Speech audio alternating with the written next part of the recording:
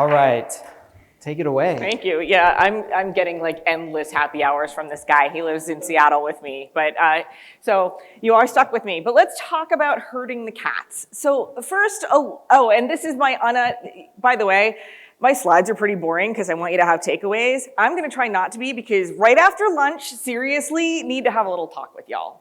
But so a little bit about me. Before I became a CMO, I was a product marketer. I was a product manager. I don't like Jira enough to actually stick with that role, so God bless those of you who are in product. I've actually held a CRO role as well, and I hate managing sales teams. So you're starting to see how I ended up in marketing. It was kind of default. I've worked at Amazon Retail. I've worked at AWS. I've worked at Visible, and I was CRO at Orson, which is a loan trading platform, but fintech is not my favorite thing. And right now at Reprise, I own Starter and Starter Plus, which is our freemium offering. And almost everything you hear today is going to be because I did a lot of things wrong, and I would like you to avoid my mistakes. The other thing is that this is perfect for this track, isn't it? I'm a total PLG skeptic. I spent years saying, you know, what we used to call freemium, or it's the underpants gnomes, right? How many CEOs like, PLG, love it. And then you guys are stuck like picking up the slack, right? Like, okay, great, we're supposed to do PLG. I designed an enterprise product that is made for CISOs to do something, right? Like, how is that PLG? How can I do a vulnerability? How can I get this very complex thing happening? And then what happens? Because like, gee, I've been using product and like designing a product and tossing it over to marketing, and now marketing actually wants to be weirdly involved in growth. There's a lot of stuff here. Okay, but let me find out a bit about you first. How many of you are doing PLG? Come on, audience participation after lunch. Okay. How many of you are doing it well? Oh, come on, one person, have a little hubris. Okay, well, this is gonna be a more interesting presentation than I thought, at least for those of you without your hands up. How many think you need improvement? I assume that's why you're here, to learn, and not just because you like to come to the Bellagio and sit in a conference room. And how many of you are actually just trying to start this without effing it up? Cool, I will be your object lesson. Okay, finally, I promise I'll start this soon. And I'm not gonna actually ask for audience participation, but I wanna talk a little bit about what PLG can even mean. So from a traditional standpoint, when we talk about PLG, we think product. We're going to put the product into somebody's hands, and it will grow. The account, it'll land it, we will get money, right? Hence the underpants gnomes. The thing is that there are challenges. First, time, right? When you're building a free version, it takes a while because it's not usually your full product. Unless you are a company that started originally with PLG, but given the lack of hands, I'm gonna assume I don't have a lot of those in here. So, time is your biggest thing. Resources, it's expensive to build what can be a whole new platform, right? Because you're not gonna put your entire product into their hands. I mean, some people have, God bless them. I'm not that brave. And then you're stuck with, okay, we've built it, we've put it on our website, we've rolled it out, we've thrown it on Product Hunt, right? Whatever we wanna do with this thing. But what if people can log in and they're like, what do I do with this? Like, can you show me an example? Can I understand how to do this first? And what, I'm just dumping you into a naked instance of product, right? Like, there's no setup. What if it's hard to set up? What if you've got a ton of integrations? Like, there are huge challenges with PLG. And PLG itself, I would argue, is fundamentally using your product to sell your product. It is fundamentally telling your company's story with your product. And it's not just limited to freemium. It's not just even limited to a product platform. I could argue easily that a screenshot in a thought leadership piece that your marketing team has put together, that's PLG. You've got a product out there. I could easily argue that a product video is PLG. Whatever it is, you're driving growth with your product. So let's talk about herding the cats. This is where the boring slides start, but as I said, so there's 9 steps. Okay, there's 8, the last one's a bar, but whatever. There's 9 steps to PLG. And here's the thing, PLG is not just product, right? It's not just marketing, it's not just sales, it's not just CS. It's like basically the whole dang company needs to come together. And the more people you've got in the room, the harder this is. And this was totally clear, in fact, for us, for ownership. Like, PLG started, like our free version, I shouldn't just call it PLG now that I've told you that everything's PLG, but our free version started with product, and then it went to sales, because sales needed to own some of the training so that we didn't freak them the F out. I note my sales team did not show up to this session, but that's neither here nor there. And then it moved to the marketing team because, of course, then we're trying to drive signups, et cetera, and so on. Well, that's a lot of people to own things. And there's a lot, and we made a lot of mistakes along the way. And let's talk about herding the cats. Step 1, what the heck are we even trying to do? This is my anti-underpants gnome slide, right?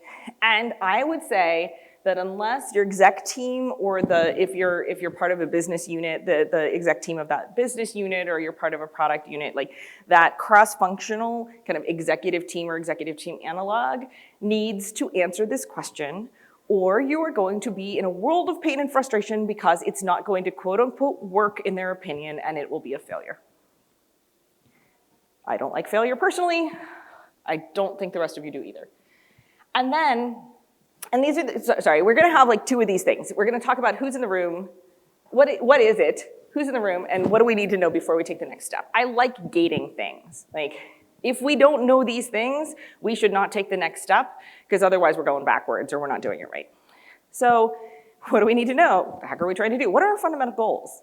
Do we just want signups, right? Is this just an awareness play? Do we just want signups that then our marketing team can magically nurture? Do we want revenue? Do we want product qualified leads for our sales team then to annoy until they purchase? And then, like, who needs to be in the next room, right? Who are the key stakeholders in which key areas? And like helpful handy is probably marketing, sales, CS, and product. My apologies for putting product last in a room full of a lot of product people, but I'm in marketing, so I put us first. And then finally, how are we gonna measure success? Is it simple PQLs? I will tell you that the people in the room will immediately say, revenue, and I'm like, profit, underpants gnomes, can we please have something in between? So you probably say, okay, we'll measure success, yes, ultimately by revenue, but it takes a while to get to revenue. You need to have something interim, right? So for example, in marketing, head of marketing here, shocking example, I measure my team by revenue, except that revenue is a really lagging indicator as to whether or not anything I've done actually works. So we also measure ourselves to pipeline, and before that, we measure ourselves to marketing qualified leads, and before that, contacts, right? So because we need leading indicators. And so if you think about how we're gonna measure success and what will our leading indicators be so that we can move and pivot in order to get the final goal, which is probably revenue. Step 2, who are we going after? This is a really easy step to skip, because I find a lot of the same people who think that PLG is the underpants gnomes also believe in if you build it, they will come. The people will self-select. They will magically find your product. They will magically sign up for your freemium version, and they will magically pull out their credit card or talk to your sales rep and give you all of their money. And as much as I would love this to be magic, well, first, I wouldn't have a job if it were, but let's ignore that for a moment. But as much as I would love this to be magic, it's not. I have worked for companies with the best products that nobody knew about. And it's heartbreaking, but it's what happens. So when you're talking about growing your company with your product, who the heck are you even going after? And if you don't have a PLG motion, you need to remember that you've been designing your product for your user. But then when you start exposing it to everybody, it's not just your carefully curated user that's using it. You've got buyers, you've got influencers, you got people who have no business signing up for the dang thing who are gonna sign up for it anyhow. But you need to understand even who you're gonna go after to understand what what is this PLG thing even gonna look like? Like, what do they need to see? What's going on here? And your go-to-market team, marketing, sales, CS, and product, are again in the room. And then before they take the next step, what's the primary buyer and user persona? Sometimes they're the same, sometimes they're different, right? But there's the PLG motion that goes user persona. So for example, your security product, it's the user that signs up, but then sales is going after the CISO. So you need to understand how everything's gonna interact. So who are they? And if we don't know who they are, because if you haven't done this before, you probably don't actually know, who's gonna define the persona?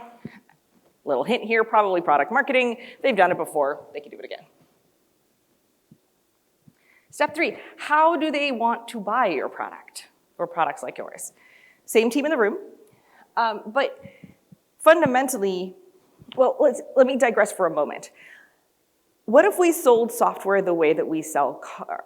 Sorry, what if we sell cars the way we sell software? Okay, so the way we sell software, we've got awareness, thought leadership, we've got, become a contact, become an MQL, get a discovery call, get a demo, etc. Car, gonna tell you the benefits of travel and not show you the car. That's awareness. Then I'm going to have you download a triptych from, tell me I'm not the only one old enough to remember AAA and triptychs. Okay, I got 2 hands at least. But we're gonna have you download a trip planner. How's that? Is that better? A trip planner, not show you a car, but now I have your contact information. And then I'm gonna have you sign up to visit the dealership. By the way, there is no car on my website, just for reference. And you go to the dealership, and they're just gonna ask you what you want in the car, but you can't actually see a car. And then finally, your second visit to the dealership, you can see the car, you can't touch it, but the dealer will show you the car. And then of course, when you buy the car, you're not actually allowed to drive it by yourself until you have 8 meetings with customer success in the car to show you how to drive it. This is ridiculous. Nobody wants to buy things like this. If you do, you have very different goals and priorities than I do. So fundamentally, how do they want to buy? Right? If you're talking about a very technical persona, they don't want to talk to people. If you're talking about somebody, if you're selling to sales, they probably do want to talk to people. That doesn't mean that they don't still want to play with the product first, but you need to understand how do they even want to buy it, because otherwise you could be wasting your effort developing an awesome product that doesn't really fit in the buyer journey. And that would suck. And then who will be doing the research to find out buying trends? Once again, let's just dump this on product marketing. I was a product marketer, so I feel okay doing this. But fundamentally, they're the ones, they can do customer interviews. Now, there are product teams that talk a lot to users, and if your user is your buyer, then your product team probably has some of this knowledge, or at least the contacts already. But if you have a larger product or a larger, ACV, then you probably have different users and buyers, and your product marketer probably can help you with the buyer more.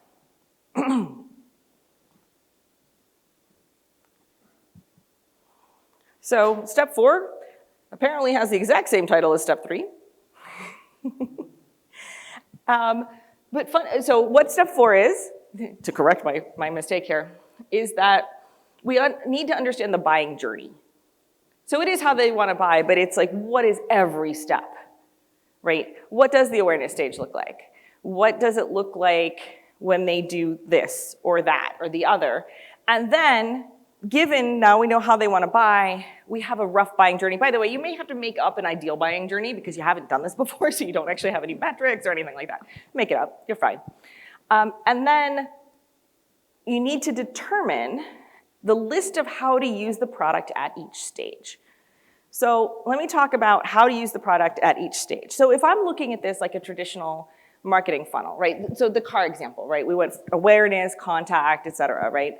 So how do I use the product at the awareness stage? Because the awareness stage, it's thought leadership, right? Your content marketing teams are putting out all of this stuff, half of which you're like, why the hell are we doing that? But you don't complain at them, I hope.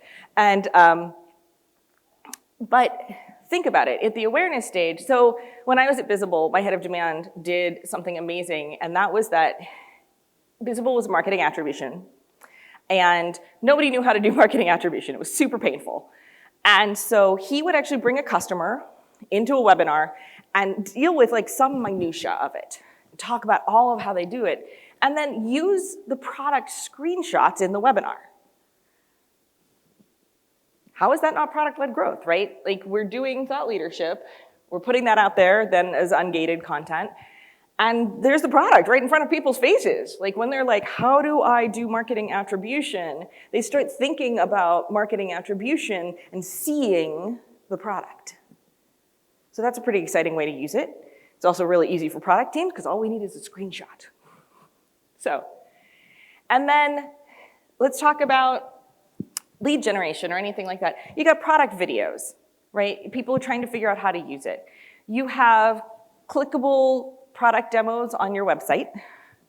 I may know of a product that can help you with that, but my sales team's out there. And so people can start getting their hands dirty, right? If you hear from your persona, I just want to know what the damn thing does before I have to talk to a human, give them a guided tour. It turns out people really like clicking things, so that's better than a video. Then if you have enough cranky Gen Xers, we don't actually hit play on the videos anyhow. So thank you, at least somebody laughed. So after lunch is brutal, guys. Okay, so anyhow, let's talk about the sales demo. Like, people do want to see a sales demo, but they certainly don't want to see it separate from a disco. No, discovery, sorry, not an actual disco. And so I appreciate the pity laugh. And so you've got that. One-pagers, okay. I will confess, as a former product marketer, I have written about 1,000 one-pagers, and I'm fairly certain that exactly 0 have ever been read.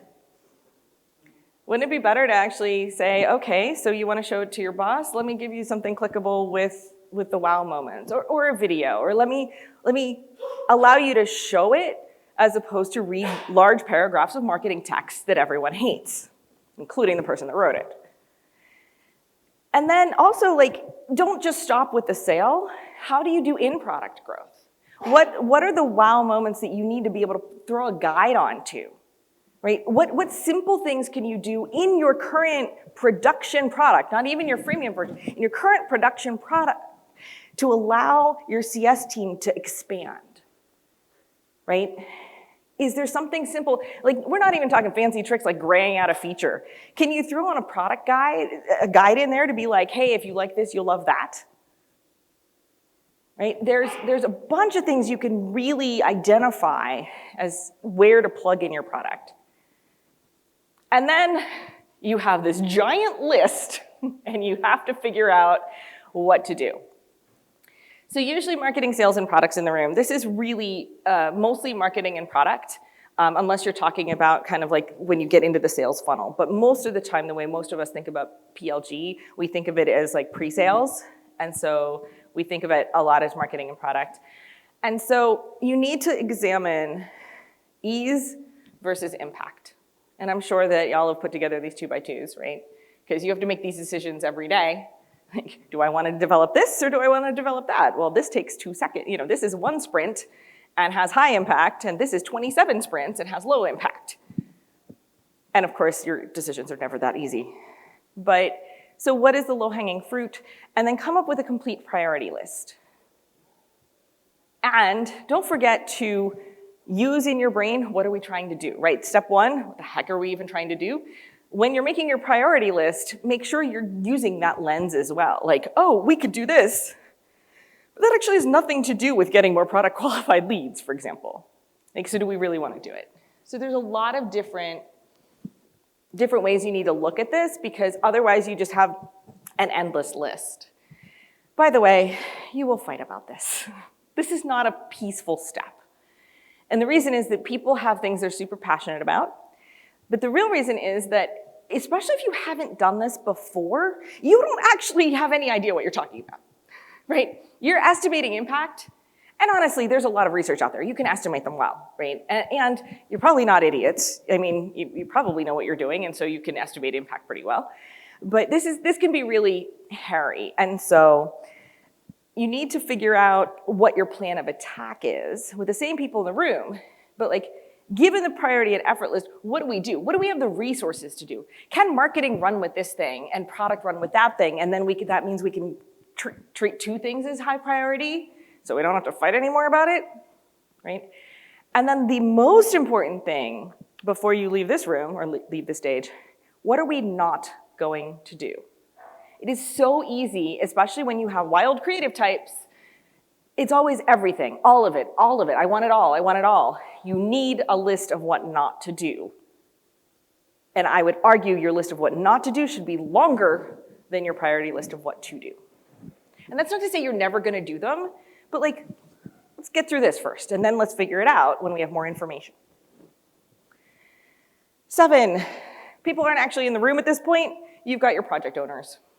And then what do we need to know before we take the next step? Deadlines, and then communicate with each other. So this is the execution step. You probably, before you leave the last room, you probably want to come up with what's your cadence of communication. Is there a central product-led growth meeting that happens bi-weekly? Like, how are we going to do this? Do we never want to talk to each other and just communicate in Slack? Whatever works for you and your culture. Right? Every company is different. And it's so important to communicate and be vulnerable with your communication. And that can be hard for marketing teams. I think product teams get beat up a lot, so you're used to it. It can be hard for marketing teams to be vulnerable and say, like, this is delayed. And so, like, also just make sure it's okay to admit your faults to each other. Step 8 is roll out and measure. Everybody's in the room. The whole company is. And the thing is that when you're rolling it out, remember to train, because PLG scares the crap out of your sales team, or can. And so you roll it out, you have a distinct rollout plan. You treat it, even if it's not actually a product launch, you should probably treat it as a product launch. Sometimes it is, sometimes it isn't, despite being product-led. And then, should we change what we do next based on our measurements and learning, right? Post-morteming what you've done is hugely important, especially when you haven't done this before or you feel like you haven't done it right before. And finally, we celebrate. And the very key things to know, red or white, beer or bourbon, and who's expensing this.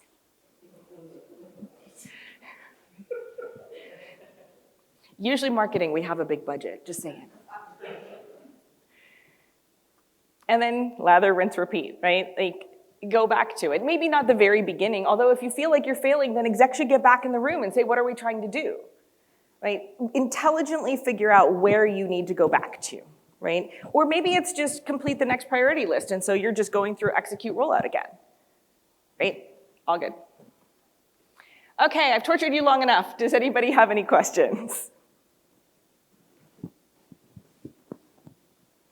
Even with a larger ACV target, how involved should product be in the PMM's research around the market buyer personas, et cetera? That's a good question. So I've worked with product teams that don't actually think much about user or buyer personas at all. And I've worked with product teams that they're the ones doing usability research, they listen to sales calls, they're on sales calls, et cetera. So for me, a lot of it is, what's the product team like? I personally love working very closely with product teams because I'm not effectively marketing the product if I don't know why you're developing it and what the heck it does. And so I feel like that goes the other way too, right? So for me, it's very much a give and take. But as I said, I have worked with product teams that are very clueless about the buyer, and I have not worked as closely with them. It was a big data company. It doesn't exist anymore. Don't know why. How do I view marketing's role with the in-app experience? So that's an interesting one. And that actually goes back to, what are you trying to do? So marketing is very good at story, especially product marketing is very good at story. And as an organization, we need to keep the story consistent or we have some cognitive dissonance issues, right? If marketing's saying one thing and sales is saying another, people don't buy. If sales is selling one thing and product is doing another, they churn, right? And so marketing is key for story consistency. Like, our VP of product actually grabs time on my calendar every so often just to be like, what are we naming this? What's going on here? What guide should we do there? And sometimes I'm like, I don't know, we'll figure it out. But most of the time, I actually say, what are we trying to do? And then we figure it out from there.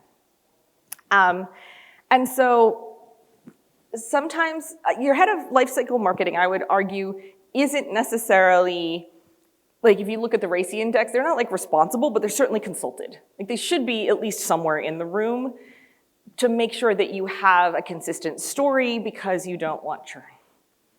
Also, it's good for them to know what the hell you're doing. How can product teams work better with other teams? I will admit that my first response to this is almost always get drunk together, but that does not work for everybody. And also I find it works better for sales and marketing because sales teams like getting drunk way more than marketing teams. So that's probably a story for a beer. But, okay, I'll tell the story really quickly. In order to get one of my BDR managers' attention when I was in product marketing, double bourbons at 11 a.m. I did not do anything else for the rest of the day, but I finally got him to collaborate with me, dang it. My liver may never forgive me, but okay. A lot of it is like there seems to be, let me put my marketing hat on and like when do I get ticked off at product? I get ticked off at product when they expect me to read Jira. I don't even have access to Jira pre, so when they send me Jira links, I'm like, what the F do you want me to do with this? I'm like, head of engineering kicked me out of Jira. Not for any reason, I wasn't putting anything in Jira, they just wanted the license back. So, but, the other ways product teams drive being crazy, when I don't feel like they're listening to the user, when I don't feel like they're reading anything that I send them. So some of it is that, and product might drive me crazy when they tell me too much. Not tell me too much, but correct what I do too much. I'm like, that's literally barely English. I'm not gonna write that, but okay, I'll take your feedback. But I would rather have press release debates about a line in the boilerplate with product than hear nothing. And so what's that cadence? And I'm gonna tell you something you already know. You need to be connected on the executive level or it's really hard to do the rest. Do you have thoughts on how marketing and product can collaborate on competitor research? Competitor research is really fascinating because who owns it? Isn't that hilarious? Like, it's all over the place. Like, sales gets a ton of information, but they rarely aggregate it and put it together, right? Marketing, we're making the battle cards, the kill cards, and things like that, but we have actually the least customer contact of anybody because at least product is usually on the sales calls, right? Product is actually researching the competitor because you need to figure out what the hell they're building so that you can ring fence or moat or whatever you'd like to do. And so, it depends. Wow, that's my answer for everything. But it very firmly depends on what does it look like. So I've come into organizations, and usually product is a more mature organization than marketing if you're talking about a startup. Product existed first, nearly all the time. This usually means that there is something there. And so then the next conversation is, okay, so who owns keeping this up? Is that product? Do you need to do that? Like, do you feel like you need to do that to do your job and then marketing consumes the competitive matrix and turns it around for sales? Or is this something you don't have the resourcing to do and product marketing needs to secret shop and do all of the things? And I'm personally agnostic. Okay, I'm not agnostic. If I don't have the personnel, please product, take it. But otherwise, I'm pretty agnostic. Cool. I don't think I've missed anything. Any other questions? Is everybody asleep? Okay, thank you so much.